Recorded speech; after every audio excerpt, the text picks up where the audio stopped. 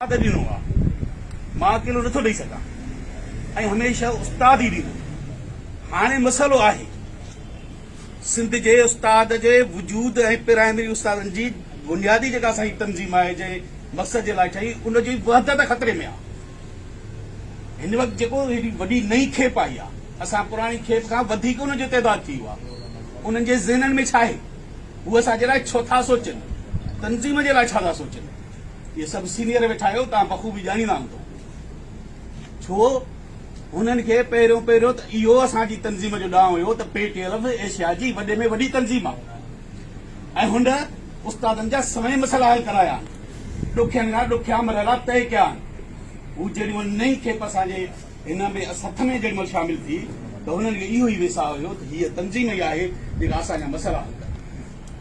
पर जॾहिं असांजी तंज़ीम में हू घिरिया ऐं ॾिठूं महसूस कयूं असांजी तंज़ीम यकीनन जेकॾहिं पहिरें दफ़े सां निकिती उन खां पोइ जेको ख़ामोश थी उनजो नुक़सानु एतिरो थियो आहे जो मां सम्झां थो हिन वक़्तु असांजी तंज़ीम जो नुक़सान जो अज़ाब नथी करे।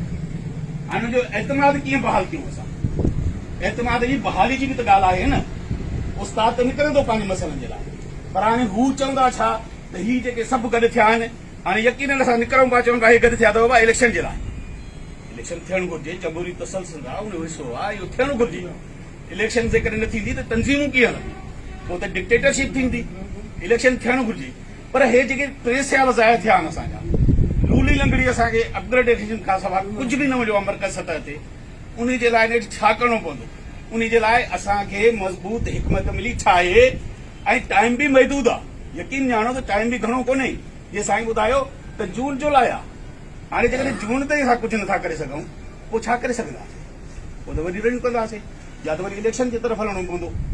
हिन वक़्तु असांखे उस्तादनि जो वॾे में वॾो प्रेशर आहे, न सिर्फ़ु फेसबुक ई बि न, फेसबुक खां अलावा जेके सोशल मीडिया ई उहे बि न, पर आम उस्ताद में प्रेशर आहे असांजे मथां। जेको बटणनि वारी फोन इस्तेमालु थो करे उहो बि चए थो भाई स्ट्रक्चर वठी ॾियो, तव्हां वाइदो कयो असांखे 17 ॾींदो, उहो किथे आहे 17? हिन वक़्तु ज़रूरत आहे, वक़्त जी ज़रूरत आहे, शहीद बणिजो, गाज़ी बणिजो, मैदान कयो, मैदान खोलणो पवंदो आहे। न हलंदो सिंध जो उस्ताद पेटीएल खे न बख़्शींदो, पेटीएल जो निशान ख़तम थींदो। मां दावा सां थो चवां तव्हांखे। ऐं तंज़ीम जो वजूद बचाइणो अथव, प्राइमरी उस्ताद जो वजूद बचाइणो अथव त मैदान कयो ऐं पोइ ते पेर न हटायो। यकीनन कामयाबियूं नाकामियूं मिलंदियूं आहिनि, पर तव्हां ख़ुलूस नियत सां निकिरो। मां दावा सां थो चवां अलाह ताला असांजी मदद कंदो ऐं सिंध जो उस्ताद बि असांखे गॾु लॻंदो। पर मक़सदु आहे असां हुनजो एतमाद बहाल करण लाइ ख़ुलूस नियत सां निकिरूं ॿाहिरि। जेकॾहिं न निकिरंदासीं त हीअ इलेक्शन असांजे कम जी नाहे, उस्तादनि जे मोटण लाइ असां वटि कुझु ॾियण लाइ नाहे, हुनखे छा ॾींदासीं असां।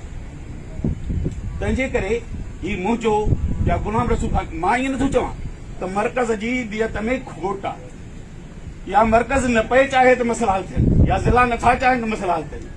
थी सघे कुझु हुननि जे ज़हन में हुजनि, शायदि उहे असां सां शेयर करण जी देरि जो सबबु छा आहे ऐं करणु बि घुरिजे, ॿुधाइण बि घुरिजे। हीअ असांजी निमाइंदा इजलास आहे, हिते ॿुधाइणु घुरिजे हुननि जी कहिड़ियूं मजबूरियूं। 2 साल मुसलसल ख़ामोशी रही। हींअर सिंध जे उस्ताद खे डिलीवर खपे, डिलीवर कयो। ही रुगो पेटीएल जे मर्कज़ जे उहिदेदारनि जो मसइलो न आहे, असांजी बि इज़तुनि जो मसइलो आहे, आम उस्ताद जी बि इज़तुनि जो मसइलो आहे।